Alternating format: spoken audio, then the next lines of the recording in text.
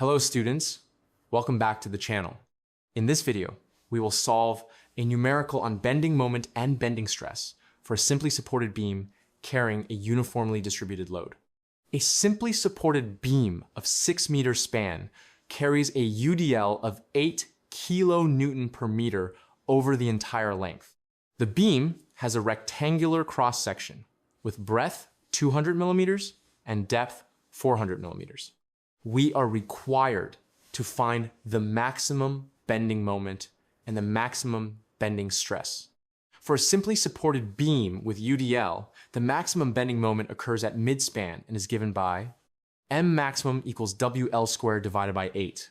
Substituting the values, M maximum equals 8 multiplied by 6 squared divided by 8, which gives 36 kilonewton meter. Now, we calculate the moment of inertia of the rectangular section using I equals B into D cubed divided by 12. Substituting, I equals 200 multiplied by 400 cubed divided by 12, which gives 1.066 into 10 raised to 9 millimeter power 4. The distance of extreme fiber from the neutral axis is Y equals D by 2, that is 200 millimeters.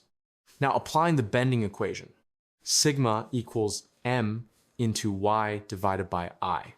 Converting bending moment into Newton millimeter, 36 kilonewton meter becomes 36 into 10 raised to 6 Newton millimeter.